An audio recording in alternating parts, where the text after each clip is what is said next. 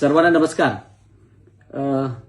आज बदलापूर नगरपालिकेमध्ये काहीतरी गोंधळ झाल्याची माहिती मला मिळाली आहे।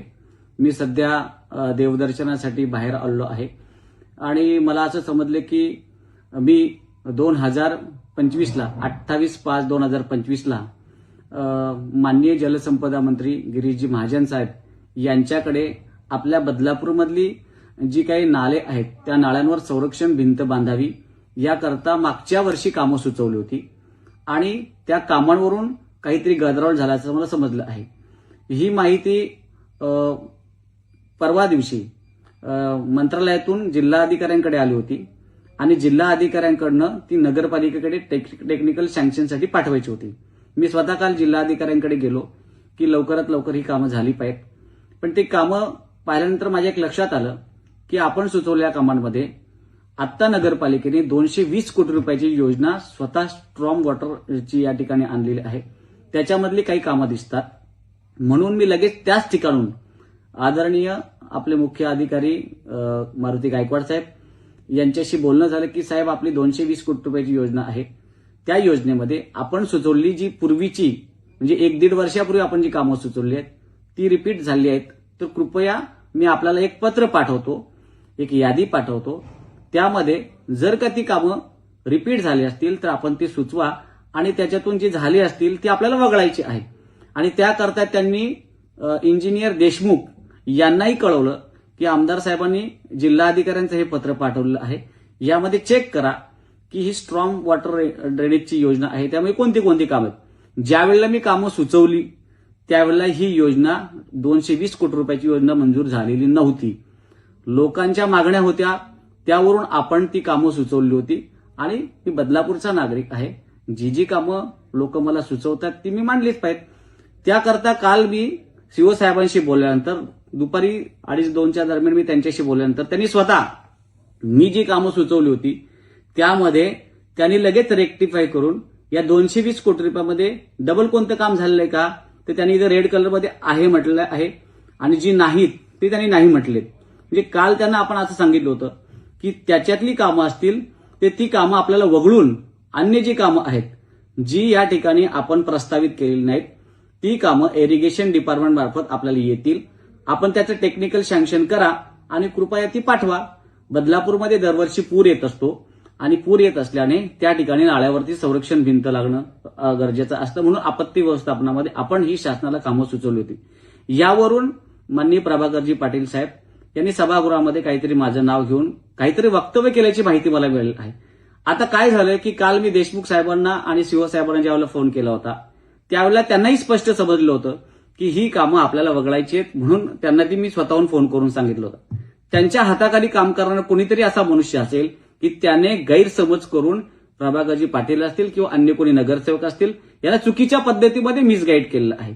त्यांनी स्पष्ट त्यांना सांगायला पाहिजे होतं की स्वतः मी आमदार साहेबांनी काल सीओ साहेबांना फोन केला होता की जी कामं ऑलरेडी आपण मंजूर केली असतील ती यातनं वगळा असं मी स्वतःहून त्या ठिकाणी सांगितलं असताना पण चुकीच्या पद्धतीमध्ये नगरसेवकांना ब्रीफिंग केलं गेलं आणि आजच्या बैठकीमध्ये हा गोंधळ त्या ठिकाणी निर्माण झाला आहे।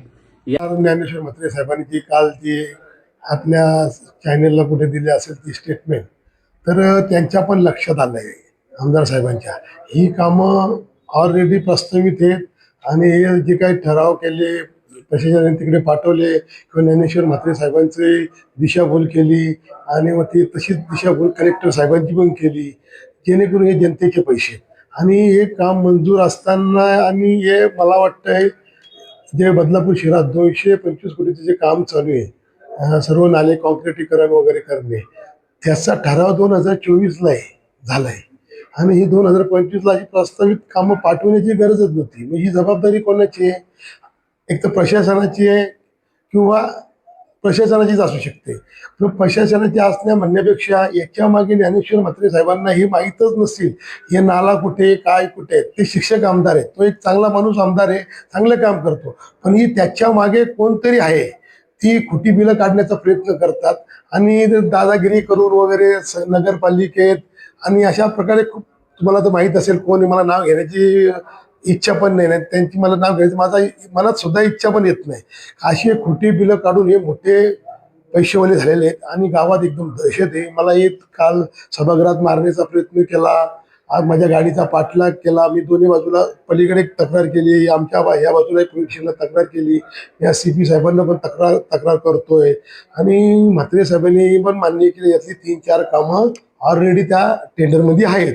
म्हणजे मी आज 51 कोटीची कामं आहे, आज मी शासनाचे 51 करोड रुपये मी वाचवण्याचा प्रयत्न केलेला आहे आणि मला त्यात यश आलंय. आणि म्हात्रे साहेबांनी जे काय स्वतःही मान्य केले यातली 3-4 कामं ऑलरेडी त्या टेंडरमध्ये आहेत. पण ही प्रशासनाची जबाबदारी आहे का कोण ठेकेदार आहे याच्या मागचा? ठेकेदार कोण हे तुम्हालाही माहिती आहे. हे लोकांनी यांचं पूर्ण ठेकेदारीवरच यांचं सर्व कामकाज चाललेलं आहे. आणि गावात एक गुंड प्रवृत्तीची लोक आहेत, दोघे भाऊ वामन म्हात्रे आणि तुकाराम म्हात्रे. मी यांना कुठेही घाबरणार नाही. जनतेचे पैसे आहेत, जनतेचा पैशाचा दुरुपयोग व्हायला नाही पाहिजे. आणि ज्ञानेश्वर म्हात्रे साहेबांनी हे मान्य केले यातली 2-3 कामं ऑलरेडी त्या टेंडरमध्ये आहेत. 1-2 तर काम जागेवर सुद्धा झालेली आहेत, ऑलरेडी जागेवर झाले. त्यांची खोटे बिले काढण्याचा प्रयत्न होता टेंडर कॉल करून, पण आम्ही तो हाणून पाडलेला आहे. मला खूप समाधान वाटतं. मी जनतेच्या पैशाचा दुरुपयोग होता मी वाचवलं. बघा, मी सर्वसाधा माणूस आहे. मी वैयक्तिक कोणाची माझी दुश्मनी नाही, पण मी काही चुकीचं काम करत नाही. मी चुकीचं काम करत नाही म्हणून मी घाबरत नाही. आणि माझा सभागृहात तुम्ही CC फुटेज नगरपालिकेतनं मागू शकता. माझ्या अंगावर धावून आले, खुर्ची उचलली, बाटली फेकण्याचा प्रयत्न केला दोघे भावांनी. हे गुंड आहेत. हे याच्या शहरालाही माहिती आहे, तालुक्यालाही माहिती आहे, जिल्ह्यालाही माहिती आहे यांची काय लायकीची लोक आहेत. पण तुम्ही मला सभागृहात मारू शकता, याचा अर्थ तुम्ही मला घरात पण येऊन मारू शकता, आमच्या घराच्या इथे येऊन. पण तरी पण मी कुठेही वाद न घालता मी नंतर सभागृह संपला त्यानंतर मी घरी येत असताना माझ्या 25-30 गुंडांनी माझ्या गाडीचा पाठलाग केला.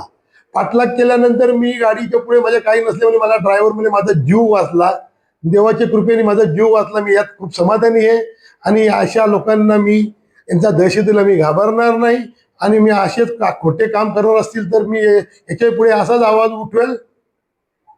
दोन्ही पोलीस स्टेशनला आमच्या पलीकडे 20 दोन्ही ठिकाणी पोलीस स्टेशनला तक्रार केलेली आहे. पोलीस काय कारवाई करतात आता ती वाट बघूया.